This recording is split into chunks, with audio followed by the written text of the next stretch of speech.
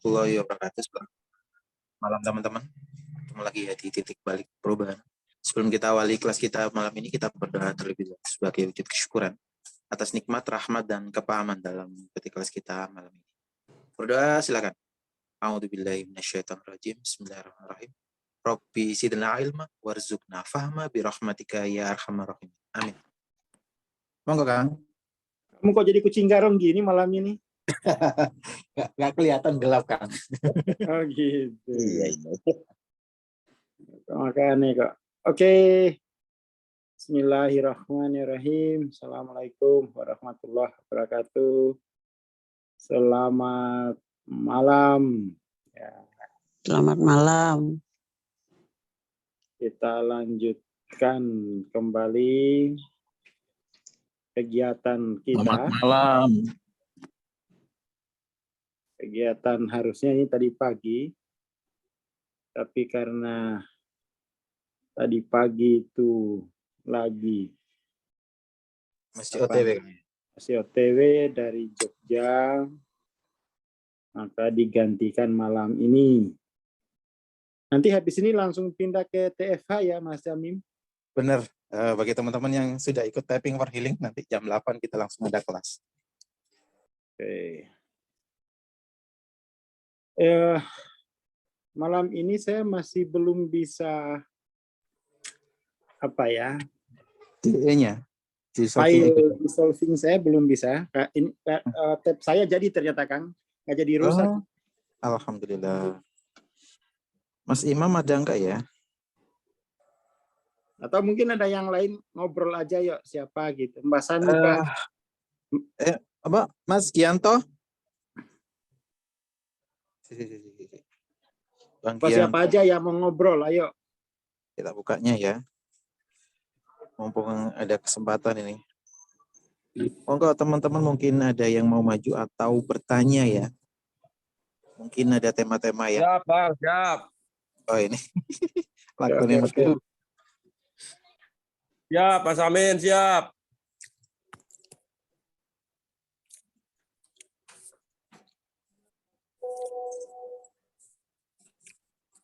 Loh, nggak ada suara ya? Oke.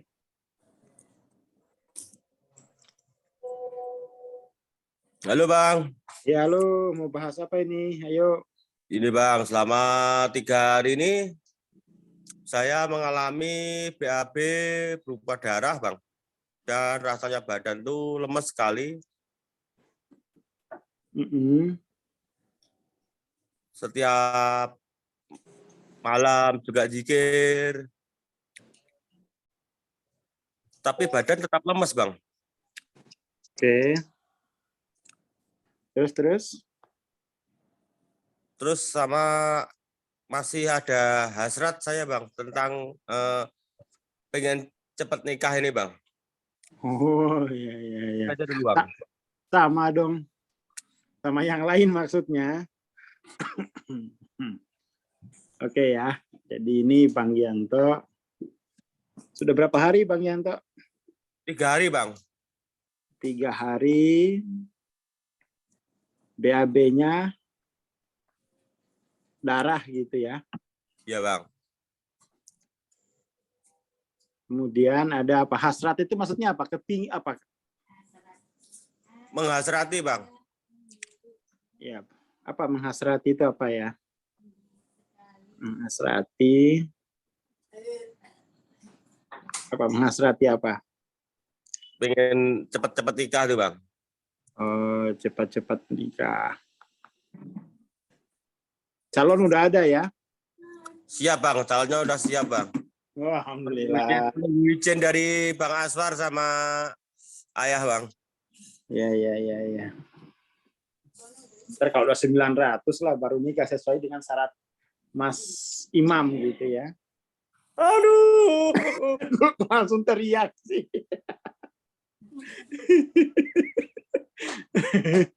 Nah, itu tuh, jangan nikah dulu sebelum 300 plus gitu ya. Udah ya.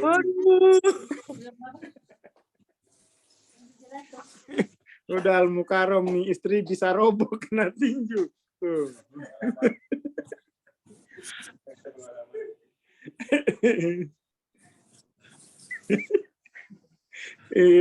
Pas Radi wis ento kari ning nong nong nong nong. Ya bloko suto bagian. Just.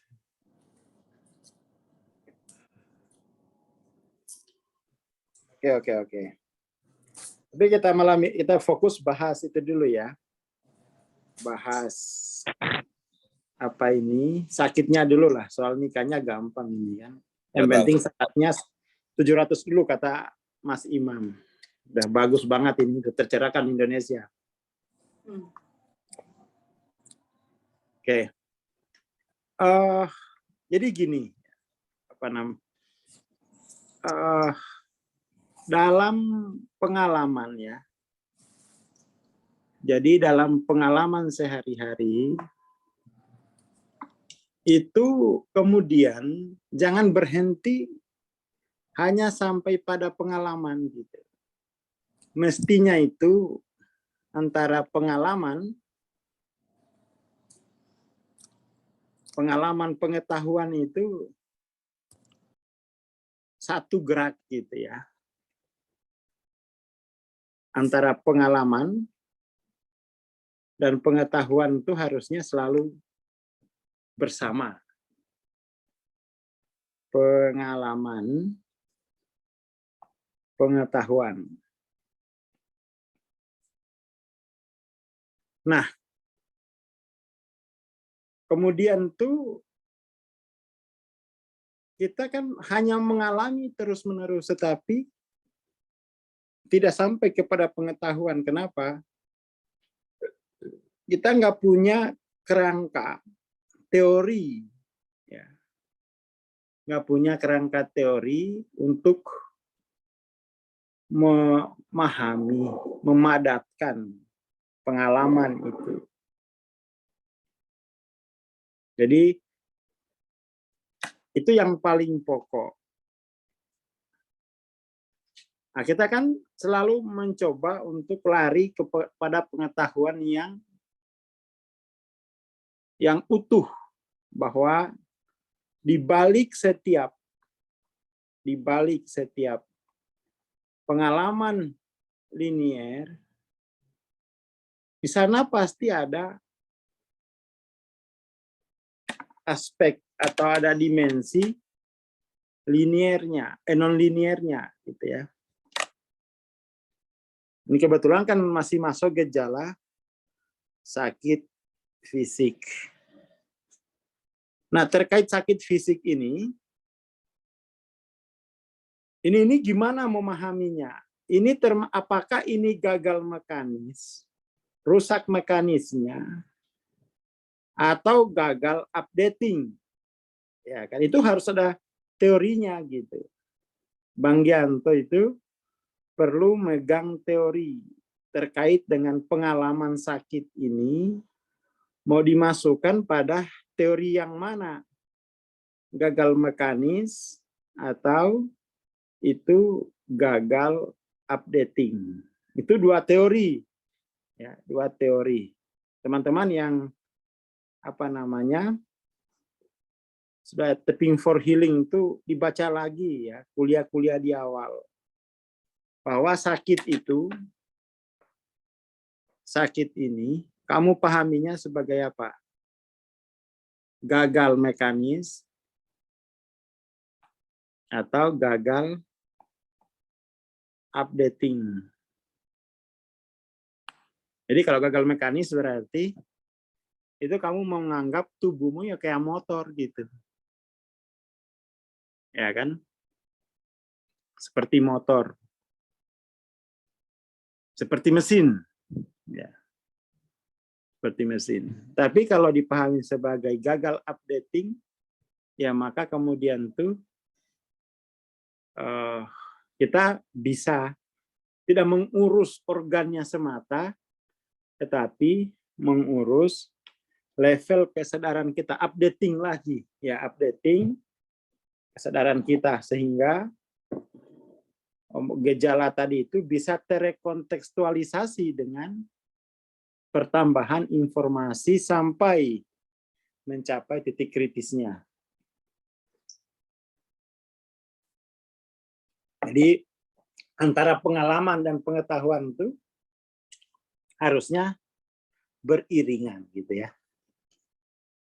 Seperti itu. Jadi ketika 3 hari ini sakit, itulah waktunya untuk updating, untuk menerapkan teori bahwa semua yang ada di alam tampak ini itu pasti ada informasinya di alam tak tampak. Kan gitu. Jadi jangan sampai kemudian tuh kita nggak punya teori sehingga pengalaman itu diulangi berkali-kali, tetapi tidak ada makna apapun yang bertambah pada pengalaman itu. Seperti itu. Jadi terkait dengan BAB ini, keluar darah, itu yang dirasakan Bang Gianto apa pas pertama kali? Sikapnya gimana? Oh, apakah saya kenapa saya mau mati? Yang muncul di pikiran itu apa? Yang muncul di pikiran tuh nggak ada sih Bang, cuman saya terima kasih Tuhan telah kau bersihkan kotoran dalam diri saya. Ya itu berarti nggak perlu transendensi. Udah, ya kan. Jadi nggak berarti itu bukan penyakit, nggak ada masalah di situ berarti. Nggak ada masalah, udah benar sikapnya gitu kan. Udah benar. Jadi kecuali misalnya muncul ragu-ragu, misalnya ada apa dengan tubuh saya gitu kan. Atau muncul pikiran jangan-jangan ini seperti dulu lagi. Habis ini nanti saya masuk rumah sakit. Nah, itu bisa kemudian tuh bisa di-updating kan, bisa di-updating. Tapi kalau tadi udah kasar tuh, terima kasih Tuhan telah membersihkan. Ya nggak ada problem, malah itu udah bagus. Ini ada yang nanya, normalisasi apa bukan Bang? Jangan tanya itu. Nah, berarti selesai ini dah. Misalnya juga muncul pikiran, semoga BAB darahnya bukan karena sabotase santet gitu ya. Loh, santet itu sabotase gagal, dia updating sama santet dia. Seperti itu.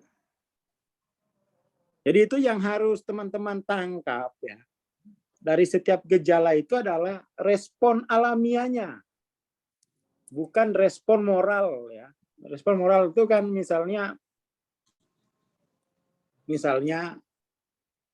kayak gini, pernah mungkin 3 tahun yang lalu saya suruh teman, coba kamu tulis timeline hidupmu. Saya suruh bikin timeline dari kecil sampai usia 40 ini yang mengandung muatan sikap nature 65. Nulis gitu ya. Nulis. Habis itu ditulis di bawah, ini saya menulisnya ini Bang, tetapi saya menulisnya dalam perasaan syukur. Seperti itu sikapnya. Terus saya jawab, ya terserah kamu kalau itu mah. Jadi, tetapi yang mau saya lihat itu adalah saat terjadi itu. Jangan kemudian tuh pengalaman yang sudah terjadi ditambahkan dari luar pengalaman itu kan. Jadi apa namanya itu? Jadi syukurnya itu sebagai sikap moral kan. Perintah moral. Dia tidak dibilang tukang ngeluh. Persoalannya kan adalah kita pingin lihat nature waktu itu apa gitu. Nature yang terjadi nurture pas hari hanya itu, bukan setelah kejadian. Setelah kejadian kan karena kita terbiasa di kita kan dilatih oleh kebudayaan itu dalam jadi ketidaksadaran kan setiap jiwa yang lahir itu kan dalam ketidaksadaran kan awalnya, ya kan. Nah, ketidaksadaran ini kemudian tuh ditambahkan, dilatihkan, ditempelkan sikap moral. Di balik ketidaksadaran itu ditambahkan sikap moral, ditambahkan sikap budaya. Akhirnya kelihatan tuh pintar sikap budaya, tapi ingat bahwa sikap budaya itu ditempelkan pada ketidaksadaran.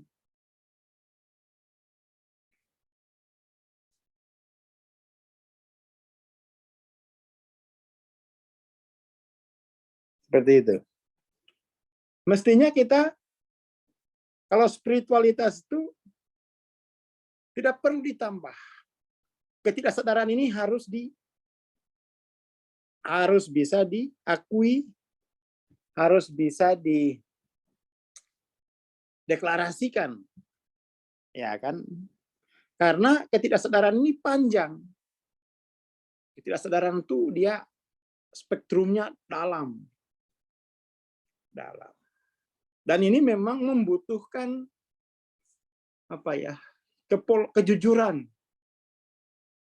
Membutuhkan kejujuran,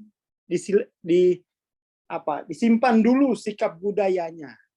Disimpan dulu sikap etisnya, disimpan dulu.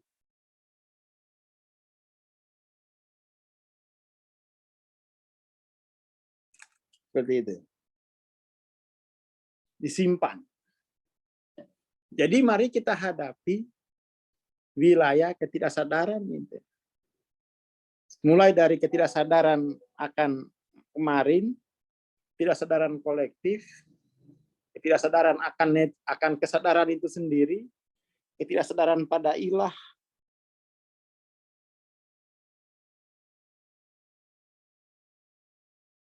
seperti itu.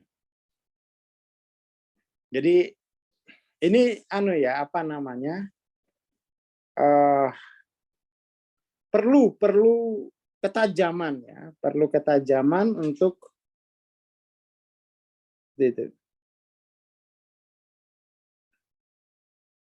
Ya, dia perlu ketajaman gitu. Karena memang kita dibiasakan untuk menempelkan etis, sikap etis pada ketidaksadaran. Ya bahaya banget kalau kemudian itu, bahaya banget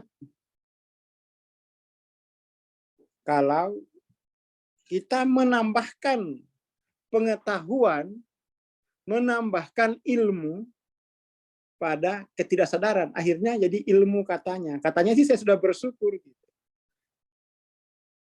Seperti itu. Ini ada komen dari Bang Mahfud. Setelah melewati hari H, jangan-jangan bahasa syukurnya sebagai tempat berlindung untuk menghibur diri.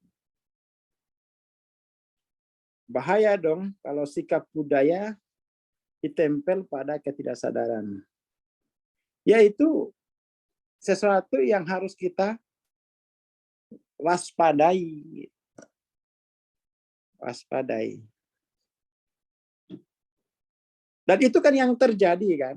Itu yang terjadi dalam masyarakat. Karena ketidakadaan ilmu soal ketidaksadaran ini. Ilmu ketidaksadaran kapan sih? Ya sejak Freud. Freud kan menemukan aspek ketidaksadaran, ya kan? Itu pun kemudian tidak terlalu dalam ditindaklanjuti gitu kan. Orang masih tidak mau peduli dengan ketidaksadaran. Yang penting itu bisa adaptif, bisa bersikap seperti yang diajarkan. Nah, itu udah ketidaksadarannya tambah apa ya? Ketidaksadarannya tambah bukannya dilewati, malah tambah tertutupi, ditambahkan terus-menerus. Biar tidak dibilang sudah ikut MTLOC kok masih ngeluh. Ya. Mas Imam. Jadi itu penting, itu penting. Makanya kemudian setiap kejadian itu, setiap kejadian diharapkan ada temuan nature baru. Diharapkan ada sesuatu yang baru yang bisa kita temukan.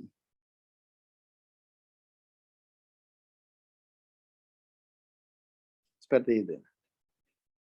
Ada nature baru. Dan itu membutuhkan keterbukaan, ya, keterbukaan.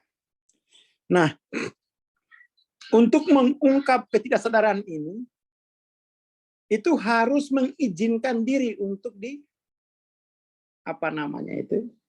untuk disayat dikit-dikit, untuk disayat, ya kan, untuk mengungkap ketidaksadaran. Dia harus kalau pohon itu harus dilukai dikit biar tumbuh kesadaran, ya kan? Itu belajar kesadaran itu dengan cara mengiris ketidaksadaran itu biar tumbuh kesadaran. Jadi bukan ditambahkan, nggak ada yang ditambahkan. Ya, kalau ditambahkan tuh ketidaksadaran tidak pernah tersadari, tidak pernah tidak pernah diiris, tempelkan saja di situ. Nah, itu susah naik ke 500 kalau begitu sikapnya. Karena selalu ditambahkan sikap. Ya kan? Tambahkan. Itu teman-teman? Sikap kita biar cepat naik kesadaran itu selalu pada posisi saya belum tahu ada apa di balik ketidaksadaran ini. Ya kan? Saya tidak tahu apa di balik ketidaksadaran ini. Ada apa di sana? Tapi kalau sikap kita adalah saya sudah tahu, paling juga ini itu sulit naik, sulit progresif. Sulit progresif. Seperti itu. Jadi ya malam ini kita nggak ada transendensi, tapi dari pembahasan tadi itu saya jadi teringat pada teman saya, gitu ya, teringat pada teman saya. Dan sikapnya itu adalah ketidaksadaran ditutupi dengan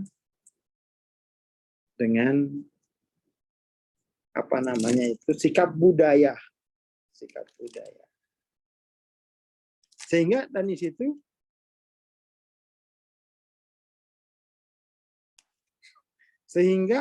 ketika ketidaksadaran itu tidak diungkap menjadi kesadaran, hanya ditutupi oleh sikap budaya, ya nggak bisa naik dia. Nggak bisa naik. Karena nggak ada temuan baru. Semua disyukuri. Ya kalau sudah semua disyukuri, ya sudah. Pertanyaannya itu kan adalah, kenapa tiba-tiba muncul sikap syukur? Sebelumnya ada apa? Itu pertanyaan transendensinya. Sebelum sikap syukur, dari mana sebelumnya? Ya kan? Sebelum tiba pada sikap syukur, itu startnya dari mana? Ya kan? Jadi ada masa lalu yang hilang gitu ya. tiba-tiba pada sikap syukur. Sebelumnya kemana aja? Nah, itu yang hilang. Itu yang ditempelkan gitu. Ada scan-nya, ada frame yang hilang. Nah, yang kita mau lihat itu adalah sebelum sikap syukur. Dari mana memang? Kenapa itu menjadi sikap syukur gitu? Ada apa dengan kejadian itu? Sehingga kemudian itu disyukuri. Yes. Kalau ketidaksadaran tidak tahu di balik ini, artinya jangan coba mengidentifikasi dulu. Ya, betul. Ya, kan. Kalau dari awal itu syukur, maka tidak ada masalah itu. Dalam pengertian tidak perlu syukur itu diucapkan. Karena memang nature-nya sudah seperti itu sejak awal. Tapi kalau misalnya tiba-tiba ada, ya saya bersyukur atas ini, lah terus kemana? Sebelumnya di mana? Itu menjadi pertanyaan. Itu menjadi pertanyaan. Jadi ada yang terlipat. Ada pengalaman yang terlipat. Ada pengalaman yang tidak terungkap. Tahu-tahu langsung syukur. Ya, ada pengalaman apa sebelumnya sehingga kemudian sikapnya adalah syukur. Kan gitu. Itu yang harus ditangkap.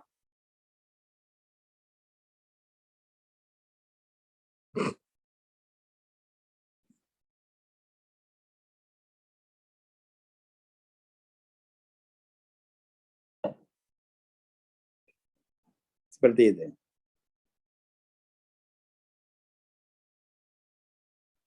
Ya kan? Ya, maksud saya apa ya? Ya itu perlu disorot lebih tajam lagi gitu.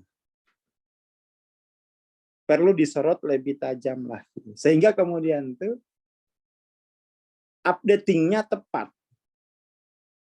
Updating-nya tepat. Itu poin pentingnya gitu ya. Poin pentingnya. Makanya kemudian tuh di dalam pembelajaran kesadaran itu saya mengambil sikap modulnya itu tak rubah-rubah. Biar nggak dihafalin, biar nggak bisa kamu tambahin pada ketidaksadaran. Orang kalau ngikutin modul di PCI bisa stres itu. Karena bukan itu intinya. Saya tidak mau menambahkan hal yang sudah jadi pada ketidaksadaran itu. Ungkap, sobek dinding-dinding ketidaksadaran sehingga muncul cahaya kesadaran. Itu poin pentingnya gitu ya. Itu poin penting.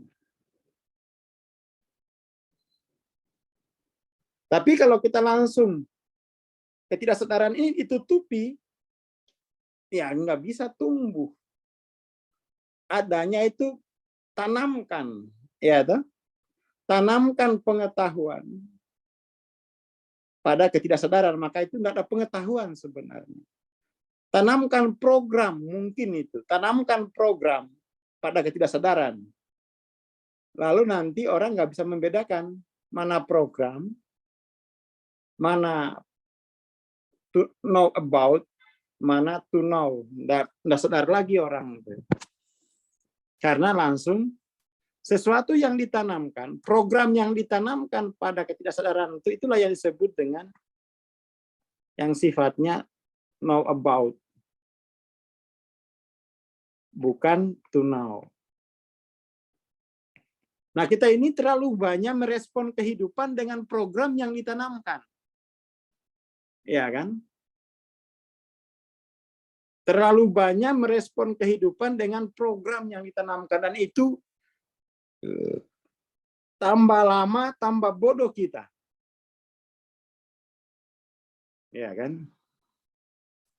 Sebenarnya merespon kehidupan dengan program yang ditanamkan, yaitu namanya survive atau adaptif.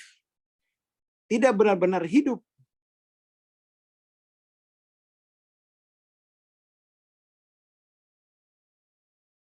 Ini ada laporan dari Bang Rijal. Mungkin ada perasaan galau dan khawatir. Ketika muncul pedasan? Apa pedasan? Apa pedasan, Bang? Oh, ketika muncul perasaan itu baru ditutup dengan rasa syukur. Oh, nggak tahu juga kita. Nggak ada yang bisa diungkap. Ujungnya itu kita kemudian tidak otentik. Karena kita terlanjur beroperasi, kita terlanjur merespon hidup dengan program yang ditanamkan. Makanya kan pendidikan tuh ada dua kan arusnya. Ada tumbuhkan, ada tanamkan. Tumbuhkan itu artinya sobek dia, sobek ketidaksadarannya. Ya kan? Iris ketidaksadarannya. Sehingga dia tumbuh tunas kehidupan dari dalam. Kalau pendidikan yang tanamkan, tambahkan terus program, bikinkan program, baru suruh dia cangkok pada ketidaksadaran itu. Akhirnya apa? Enggak kreatif sama sekali. Ini dua aliran pendidikan. Nah, di PC itu dia disobek. Ketidaksadaran itu disobek gitu.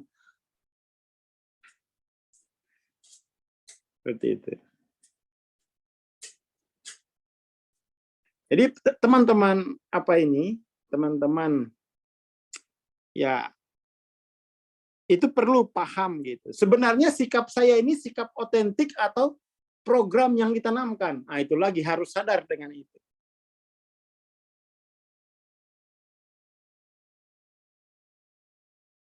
Seperti itu. Nah, sekuat apapun kita menutupi ketidaksadaran itu, kehidupan akan kalau yang sobek kehidupan, nggak ada ampun. Kalau ketidaksadaran itu disobek oleh kehidupan, maka seluruh program yang ditanamkan runtuh, tidak bisa berjalan lagi. Situ kemudian manusia tambah menderita. Kenapa? Ketidaksadarannya dikoyak, dikopiok langsung oleh kehidupan. Harusnya kan sekolah pendidikan itu memanage, menyelesaikan ketidaksadaran itu setahap demi setahap sehingga tidak dihantam tsunami dari dalam ketika programnya sudah banyak.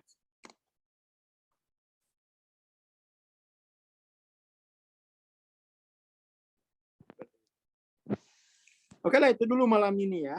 Ya, makasih.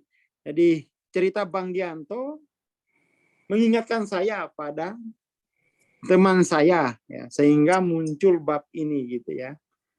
Bab bahwa usahakan tuh dikoyak terus ketidaksadaran itu.